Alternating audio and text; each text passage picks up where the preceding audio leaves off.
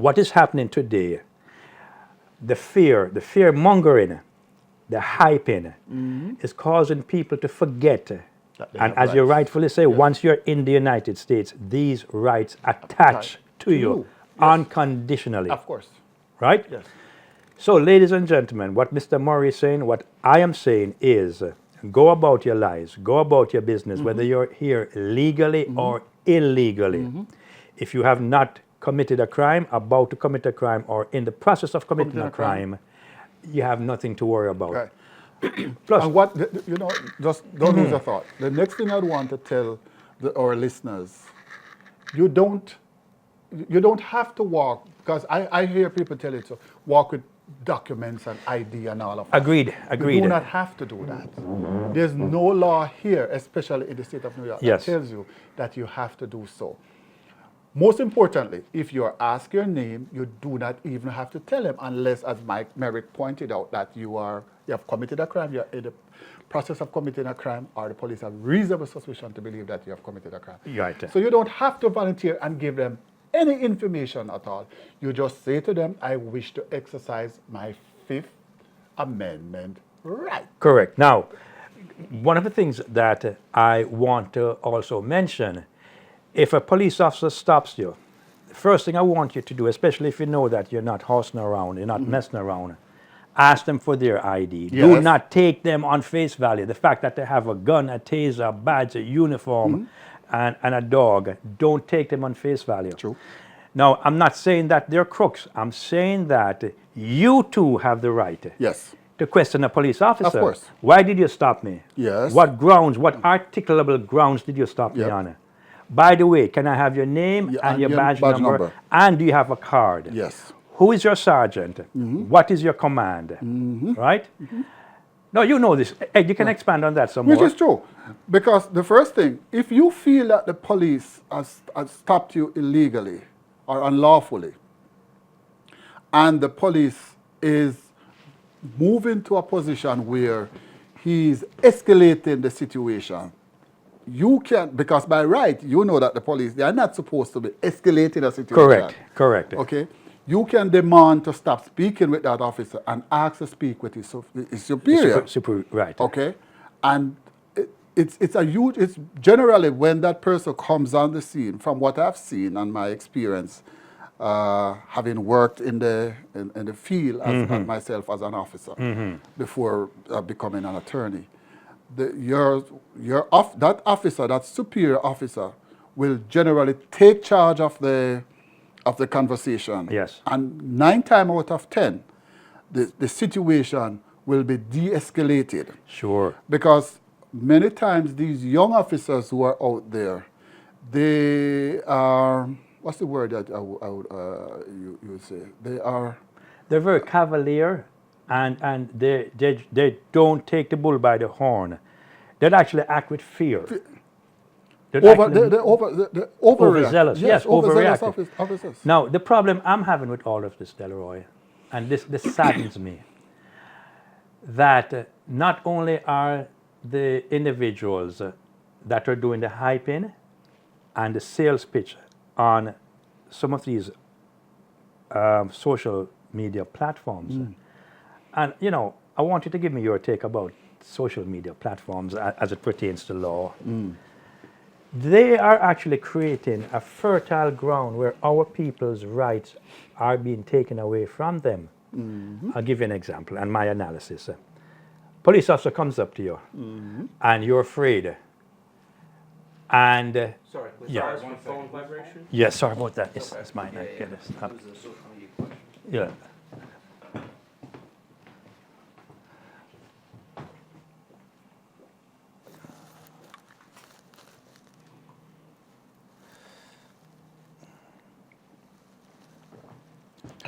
I turn it off and it still rings. Mr. Campbell, it's your friend. Spam likely. One of my friends had a woman outside And you know, he put on his phone, spam likely. So when he's sitting next to his wife, like, oh man, spam. Even give his wife the phone to say, can you hang it up for me, please? Sorry about that. One of the problems I'm having with these people on the social media is that they're actually creating a fertile situation for individuals to lose their rights through the fear-mongering and the hype. I'll give you an example. A police officer comes in and he detains you. You're doing nothing wrong except buying from the restaurant, and he detains you. Am I free to go, officer? No. Can I see your papers, please? Now, you're going to get nervous. You're either going to run, start to stutter, start to sweat, as opposed to doing what you just said. Look, why are you stopping me? Yes. Show me your ID. What grounds do you have? What crime have I committed? Right? Do you have a warrant? Now, people get nervous. Officer searches them. And whether they're arrested or whether they cannot show ID, they were detained. Now, do you know that that's a lawsuit against the city? It is. But when you start to fearmonger, and I want you to bring that out, when the other people start to fearmonger and telling people to run, to hide, don't go on the street, what are we actually telling them? As a matter of fact, if those persons are within our profession, Yes. that's unethical. We're going to speak about that shortly because I've heard some stories and witnessed some stuff that is just sickening. Yes, that's unethical, okay? Because us as trained professionals should know better than to be exploiting these people the way we are, just for the benefit, our financial benefit as there is. Now, as you know, and people in different quarters throughout look up to us for guidance Yes. in whatever way we are. Correct. And when we go out there in such a way to create this fear-mongering atmosphere Yes. amongst the community, it is wrong. You know, sometimes I wonder, not only is it wrong, it is sickening. And the funny thing about it, and I'll get into some of the stories I've seen and some of the situations I've witnessed, because there are individuals that might have come over to your office for a second opinion, as they would with mine. And these individuals, they're selling a storyline. Yes. I can get you your green card. Call me. Now, the funny thing about it is if you text them while they're on their social media, they'll tell you call them. If you ask them a question, they'll tell you call them. Whatever you do, they'll tell you call them. And once you call them, what is happening is the fear-mongering continues. And ultimately, they're going to do an application, tell you to bring a lot of documentation over. Then they'll file asylum. Now, Jamaica with the blue skies, the bright yellow sun, the coconut trees, the beaches, asylum. And to make a case for asylum, they either have to say that you are involved in politics, you're a gunman that has reformed, or you're a homosexual. Which nine times a religious ground. or as religious well. grounds as Religious well, ground, right. right? Which 9 times out of 10 is not practical. Well, Mike, Merrick, look at it. What is the operative condition to prove asylum when you are seeking it? Harm that you fear for your life. Yes, you must be persecuted. Yes. Persecuted by whom? By either the government or lack of care by the government. Agent of the government. Yes, yes. Right? Not prosecuted enough. No, persecuted. Persecuted. Correct. So, and that is where a lot of people do not understand. Yes. Now, does Jamaica persecute anyone based on your religious belief? Not since the days of the early 70s with the Rastafarians, no. Okay. Does Jamaica persecute anyone because of their sexual orientation? No. Does Jamaica persecute anyone because of their involvement in any political movement? No. No. So then no. when you tell a person to come before you Yes. and file for asylum, Yes. what the first thing you are doing, you are putting that person before an immigration judge. You are. You are. Which means, therefore, that if the person is unsuccessful in that application, Yes. because one, you're gonna, well, you know that the country report, Yes. that is the U.S. Sure. the US, the Department of State of State. Department of Right, State country right. report. Do not consider Jamaica to be a country that is hostile to the grounds that they are usually going to go off on. Correct. In fact, they start off by saying it is a democratic country Right. with democratic principles. Principles. Right? Okay. So, What bothers me, however, is they're not telling you that they're going to put you before an immigration judge. but you're going to eventually have to end Right, up but they there don't tell you that. No. And what's the one purpose for an immigration judge? to make a decision whether or not you have a valid claim. So you're in deportation You're proceedings. technically in the deportation. So what they used to sell you this idea, a work permit. So they'll say, I can get you a work permit, Yes. right? And sign here, Yes. tell some stories. And so the example that I'm giving you is there's a particular two attorneys here in New York. We're not going to speak about gender or names. They know who they are. That they have a template on an asylum form, a singular template, same story. Yes. And just change the name and date of birth and address for everyone. So one story fits all. And they're selling the idea of a work permit. And they're saying to you, don't worry, man, when we get to a certain point, we'll withdraw this The case. asylum. Right. No, they said, we'll cancel the case. Now, how do you cancel a case that you've already put before an immigration Okay. judge? Well, you're going to have what's your second remedy? What's the second remedy? Right. So you're going to have another way out. Yes. And what you're telling people to do is what? The worst thing you can advise a client, go get married. But all right. So this is mind-boggling. Go ahead. Go ahead. No. If you so let us look at it. Let us look at it. If you, most of the people who are, well, from what I'm seeing, are people who came across the Southern borders. Right. Okay. You would have entered without inspection. That's what we Correct. refer to as IWI. Iwi, right. How is marriage going to help you? All right. First of all, so let's take you through the steps Yes. that they're being sold. Yes. And you will do the analysis at the end. Right. I'll break it down. Right. So they're going to say, we're going to file for asylum. You're going to Yes. get a work permit. And they're Yes. saying to you, you know, these cases are going to take 6 or 7 years. So you'll be in the country for 6 or 7 years. Not true. No, of course it's not Not true. true, It's not especially true. under this Yeah, administration. it's not true. Right? I have people who came in 2024. Yes. And as a matter of fact, I'm in court Friday coming, and I have a trial coming up in 2025. Same situation Yes. here. So after that now, they tell you go and get married. Now remember, they file a claim that you cannot go back home because you are afraid of death or imminent bodily Yes. harm. And that is the whole thing with persecution, Yes. with asylum. Yes. You cannot go back home Cannot go if back you are home. claiming asylum. Good. Okay. So they tell you to get married.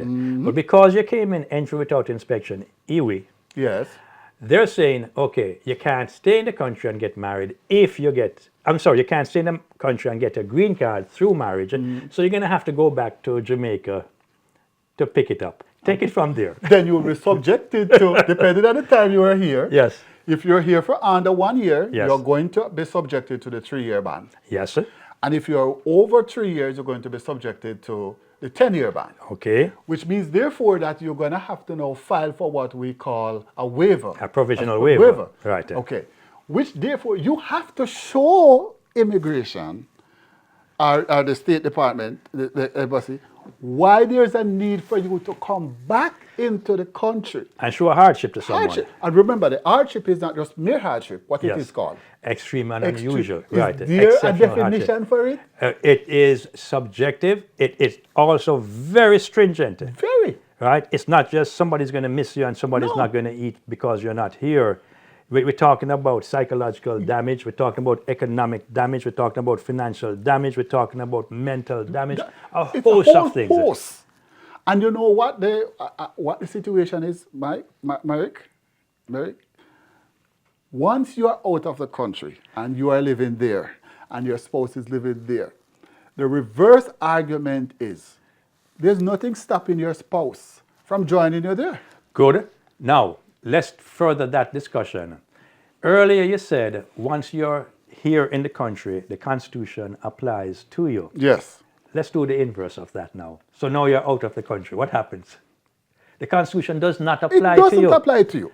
So what I'm getting out of this, and I hope our listeners are understanding this, the hype is real, but the reason behind the hype is not. It's not. It's not real. Yes. Stop falling for the hype. Yes. Support your churches, support your restaurants, support Yes. your beauty parlor, support your local stores. Yes. Go out and support, living. Right. What we have also learned is that the people who are doing the hype, they're sending you on a one-way ticket Out of the to country. self-deportation. Yes. Right? Yes. Why would somebody do that? Well, I'll tell you why they'll do it. If I can take somebody's money, and we don't do this. No. If John Brown can take somebody's money, hype him up, and get him deported, then there's no accountability. No. Which is true. Sad. Yeah. This is very sad. And we're not here to take money out of anyone's pocket. No. We're not here to do that. We're here to protect you, the audience. Yes. We're here to educate you. We're here to teach, not to preach. No. Right? In fact, what we're here to do is to make sure that you have the ability to think beyond what is being told to you during this hype. First of all, as sad as it might sound, you're not, unless you have a warrant out on your arrest, you have been ordered removed and you came back, or you've been ordered removed and you did not leave. And a judge sent out issued that Deportation warrant, order. right, with ICE, the enforcement branch of Yes. Homeland Security. Unless you're in one of those categories, Yeah. you have nothing to worry about. Now, I'm speaking to the individuals that 4 years ago did not do anything to help themselves, and now they're falling for the hype. Ultimately, the hype will stem from frustration and desperation. And whenever you go to the wrong individuals, frustrated and desperate, is a fertile recipe to losing your shirt. Right? So, if you have nothing to worry about in terms of a warrant, you have nothing to worry about in terms of deportation. So true. And, I just want to touch because I'm writing a motion on sham marriage. Yeah. Oh, okay, good. I'm writing on sham marriage. And while I will not get into the specific, I will skirt on the outside as Okay, best good. as I can. And this sham marriage, and a lot of people don't understand. It's a fraud. Yes. That's a fraud outright. Yes.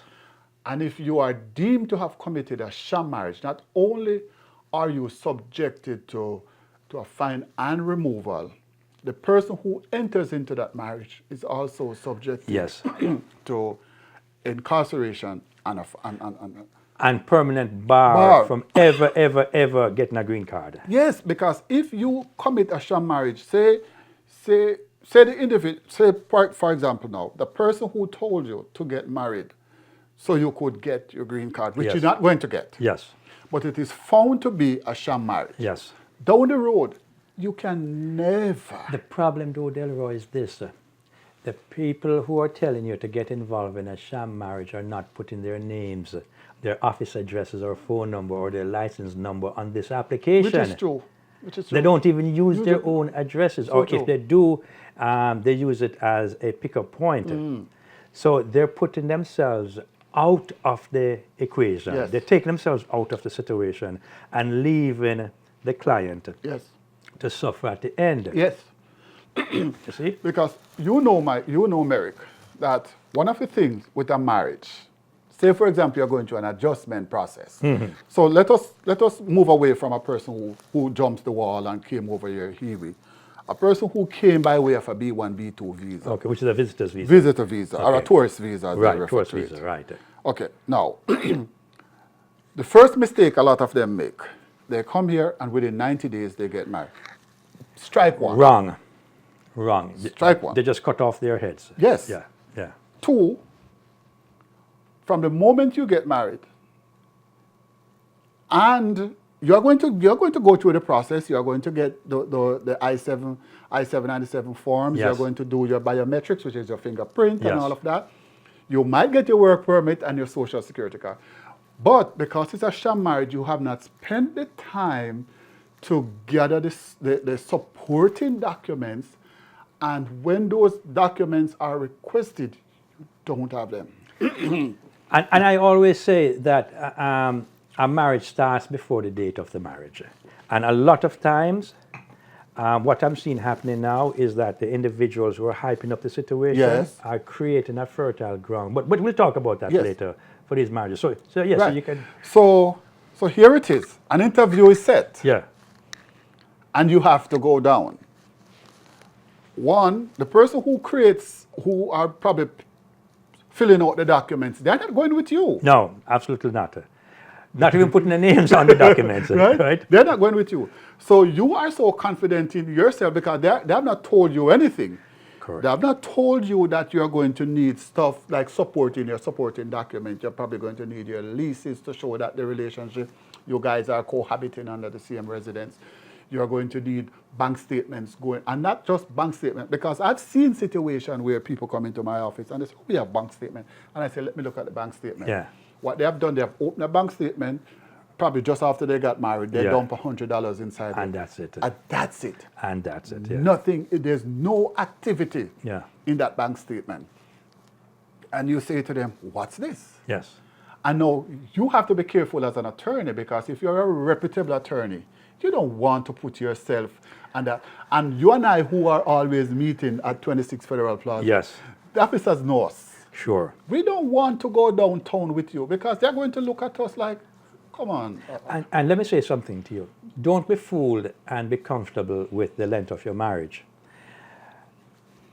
There are people, and I always use this example, Delroy. My mother and father, God bless their soul, were married 55 years, Right. 8 kids, 13 grandkids, and how many great-grandkids. And had they gone into that interview in the latter part of their life, they probably would have failed. Failed it. And why do you think they would have failed? Well, I can tell you a whole host of stuff why Yeah. people would have failed. Yeah.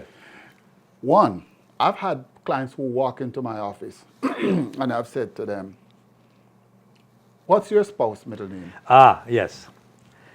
So this is what my mother would say. What that matter? Why does that matter? There you go.